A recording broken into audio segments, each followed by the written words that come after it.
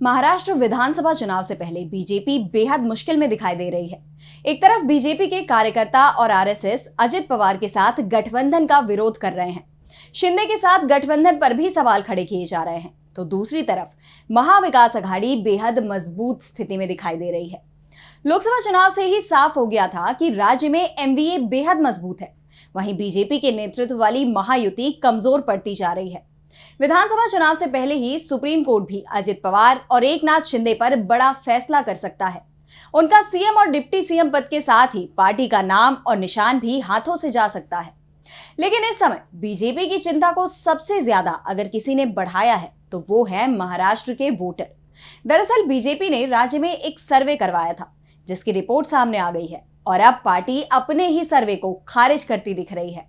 तो आखिर क्या है इस सर्वे में जिसे खारिज कर रहे हैं बीजेपी के नेता, इसी पर आज हम करेंगे चर्चा। लोकसभा चुनाव में महाराष्ट्र में बीजेपी को करारी हार मिली। बीजेपी के नेतृत्व वाले महायुति को राज्य की 48 सीटों में से सिर्फ 17 सीटों पर जीत मिली, जिसमें बीजेपी को 9, एकनाथ शिंदे की शिवसेना को 7 और 1 सीट अजित पवार की एनसीपी को मिली। तो दूसरी तरफ महाविकास अघाड़ी को 30 सीटों पर जीत मिली। 1 सीट कांग्रेस के बागी उम्मीदवार को मिली, जिसने चुनावों के बाद कांग्रेस का समर्थन भी कर दिया। यानी एमवीए के पास कुल मिलाकर 31 सांसद हैं।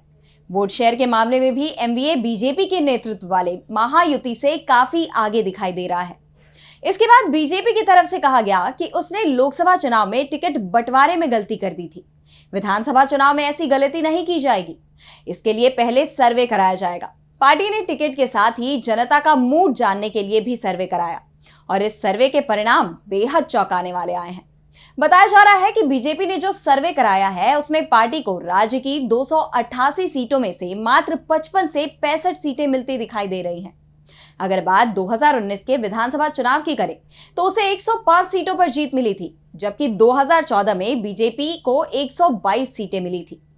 2014 में राज्य के सभी दल अलग अलग चुनाव लड़े थे, जबकि 2019 में बीजेपी का शिवसेना के साथ और कांग्रेस का एनसीपी के साथ गठबंधन था।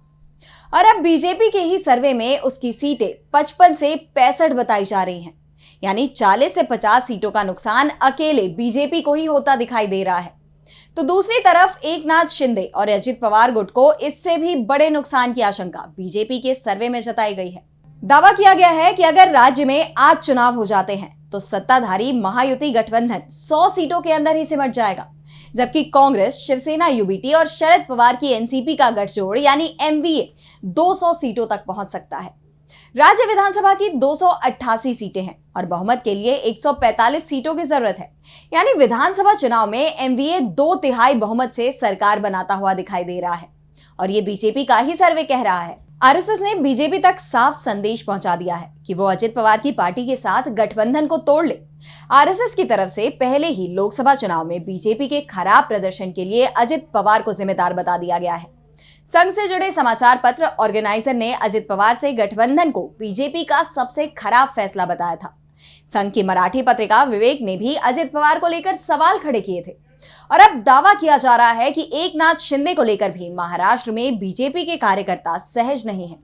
वो बीजेपी के अकेले चुनाव लड़ने की मांग कर रहे हैं, क्योंकि बीजेपी के स्थानीय नेता दावा कर रहे हैं कि अजित पवार और एकनाथ शिंदे के साथ उनकी पार्टी के मूल कार्यकर्ता नहीं है।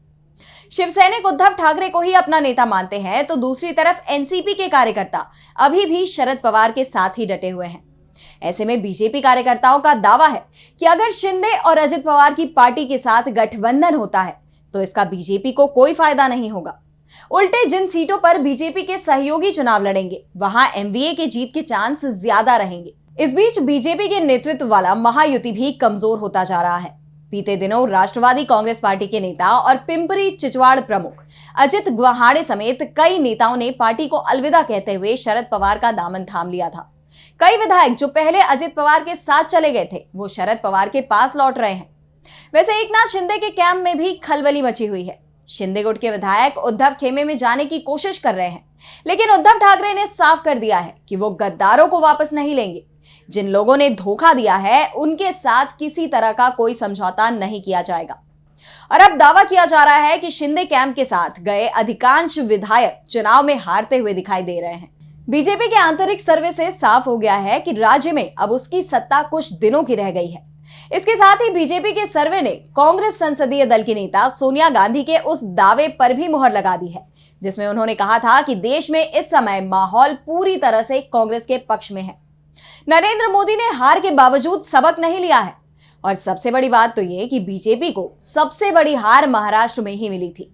बीजेपी ने 2019 के लोकसभा चुनाव में 23 सीटें जीती थी। 2024 में बीजेपी ज्यादा सीटों पर चुनाव लड़ी थी, लेकिन उसे राज्य में सिर्फ 9 सीट मिली, यानी 14 सीटों का नुकसान बीजेपी को ही हो गया था। अगर एनडीए को माने तो यह संख्या 24 थी, क्योंकि 2019 में बीजेपी का सिर्फ शिवसेना के साथ ही गठबंधन था और इस गठबंधन को 41 सीटों पर जीत मिली थी। साफ है, लोकसभा चुनाव में बीजेपी को जो झटका लगा था उससे भी बड़ा झटका अब बीजेपी को विधानसभा चुनाव में लगने वाला है, क्योंकि विधानसभा चुनाव में पार्टी अपने ही सर्वे में लड़खड़ाती दिखाई दे रही है। वैसे इन सब के बीच डिप्टी सीएम देवेंद्र फडणवीस अभी भी दावा कर रहे हैं कि चुनावों में बीजेपी और उसके सहयोगियों को जीत मिलेगी। संघ और बीजेपी के स्थानीय कार्यकर्ताओं के विरोध के बावजूद वो शिंदे और अजित पवार के साथ गठबंधन की भी वकालत कर रहे हैं, जिसके चलते फडणवीस का भी बीजेपी के अंदर विरोध होता दिखाई दे रहा है।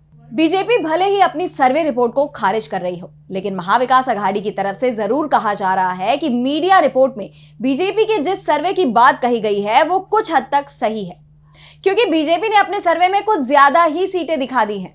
हकीकत में बीजेपी को 40 सीट मिलना भी मुश्किल है। इसके बाद बीजेपी के अंदर शिंदे की जगह उद्धव ठाकरे के साथ गठबंधन की फिर से कोशिश की जा रही है, लेकिन उद्धव ठाकरे ने साफ कर दिया है कि वो अब किसी भी कीमत पर बीजेपी के साथ नहीं जाएंगे। उन्होंने तो यहां तक दावा कर दिया है कि अब महाराष्ट्र में या तो देवेंद्र फडणवीस रहेंगे या वो। उद्धव ठाकरे अब पीएम मोदी के खिलाफ भी बेहद तीखे बयान दे रहे हैं। साफ है कि बीजेपी के लिए अब महाराष्ट्र में कोई रास्ता नहीं दिखाई दे रहा है। विधानसभा चुनाव में अगर वो अकेले लड़ेगी तो भी उसके सामने मुश्किलें दिखाई दे रही हैं, क्योंकि सामने मजबूत एमवीए जो पूरी तरह से एकजुट है, तो दूसरी तरफ महायुति जिसमें पहले से ही बिखराव दिखाई दे रहा है।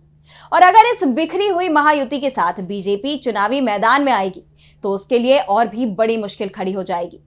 सबसे बड़ी बात तो यह है कि बीजेपी के पास अब ज्यादा समय भी नहीं बचा है।